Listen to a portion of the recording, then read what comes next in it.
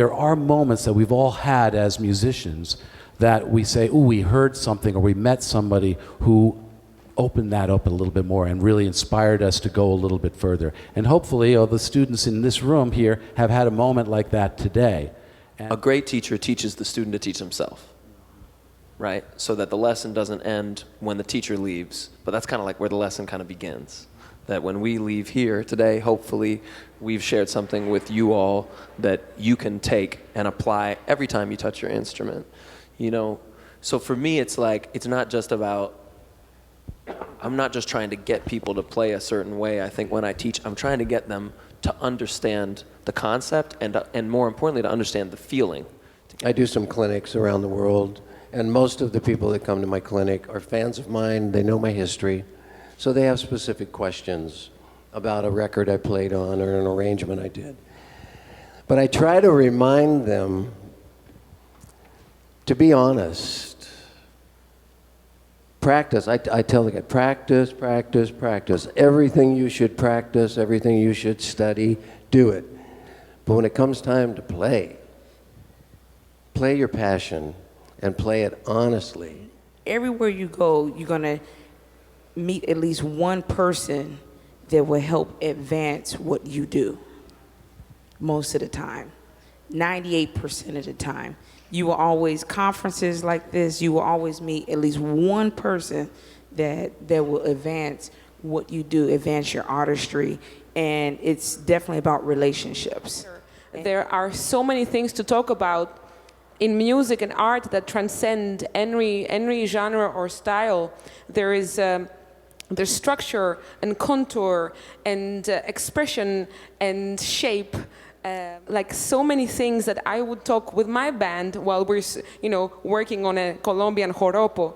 These are the same things. We're going to talk about communication, helping each other in the group, how there's a cue coming up. Let's all look at each other, and if I forget it, maybe you can help me out. Those things are universal, and they transcend any kind of genre and style. So my mother took me to see Clark Terry at Norfolk State, and this was the first time I ever saw anyone enjoying jazz music.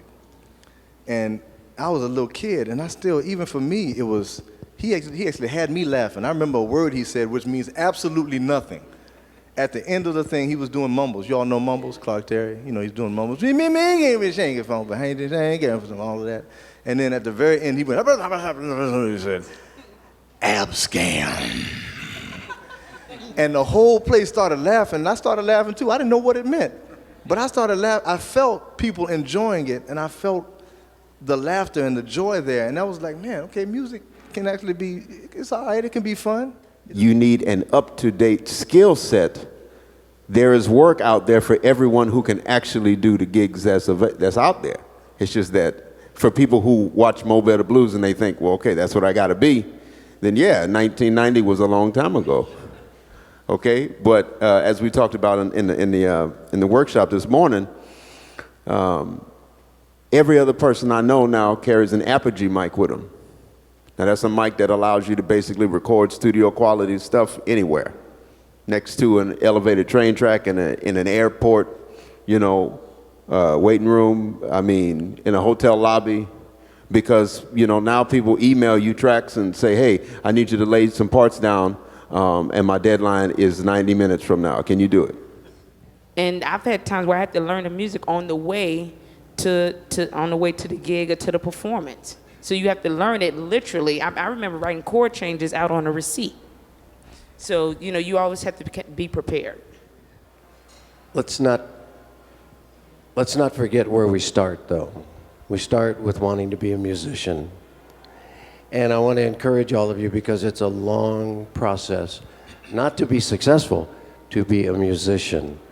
So visiting with the guys earlier this morning, they've been playing 5 years, 6 years. Hey guys, it takes a long time to become proficient, especially if you have a gift. The gift has to be developed to where it explodes. And if you don't have a gift and you're just an average musician, you still got to put the time in. So don't be in a hurry is what I'm saying. Enjoy the process. Every day when you find something new on your axe, enjoy that you found that. If you get stifled, work on it so you go to the next level. It's going to take time. Is that what everyone offers to you is all a piece of the puzzle. You know, you end up filtering that. As you get more confident and mature in music, you end up filtering everything that's told to you through your filter to make music, to make the most beautiful music that you can. I want to thank all of the comments that were made by all the panelists here, and to all the music educators out there. I know you've said exactly the same thing to your students every day, but now it's sinking in a little deeper. Thank you so much. Have a good afternoon.